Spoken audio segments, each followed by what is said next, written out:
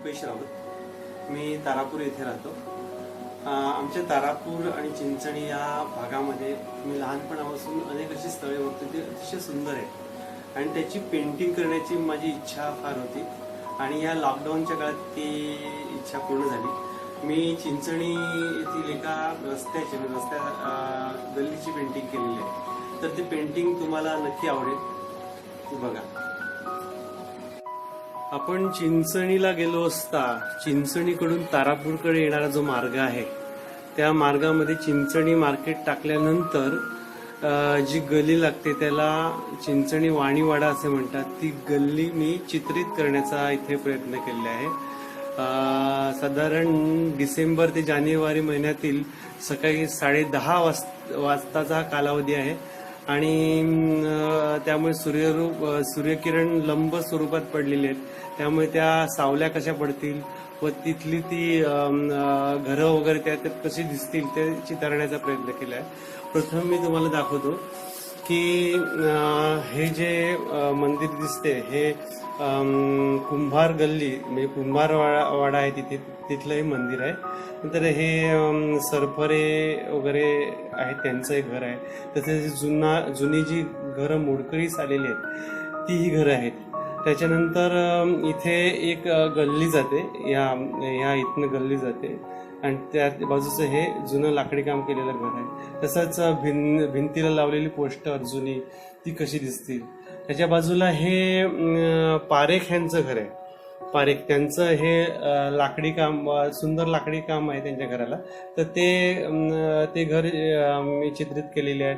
तसेच जुनं घर कसं दिसेल ते खिडकी आणि जुनं प्लॅस्टर आहे, काही प्लॅस्टर खडलेलं आहे ते कसं दिसेल त्याच्यावरून आपल्याला ह्या घराची सुंदर घर आहे याची कल्पना येईल। तसंच हे बाजूला एक लाकडी घर आहे, तिथे एक ही टेलिव्हिजनची डिश लावलेली आहे, वाळत घातलेले कपडे वगैरे हे चितारण्याचा प्रयत्न केला आहे। एवढंच काय हे घर आहे आणि घरात एक छोटं एक लाईटचं मीटर आहे बघा, ते पण सुंदर, म्हणजे अशा बारीक सारीक गोष्टी मी चितारण्याचा प्रयत्न केला।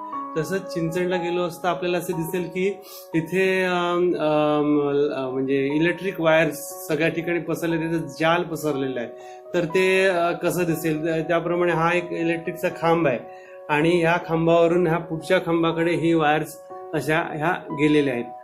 तर तिथे हा उडणारा एक कावळा आहे तो दाखवलेला आहे आणि एकदम रिअलिस्टिक करण्याचा मी प्रयत्न केलेला आहे।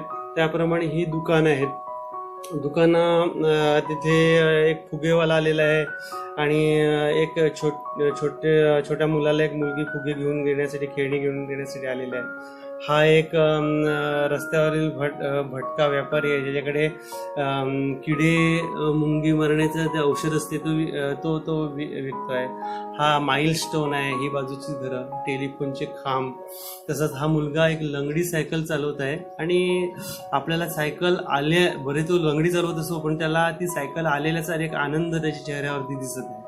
रिक्षा येत आहे, आजूबाजूला ही ट्रॅफिक, लोक येता जात आहेत। हा एक म्हणजे भाजी विकणारा एक भैया आहे, गाडी घेऊन चाललेला आहे वगैरे।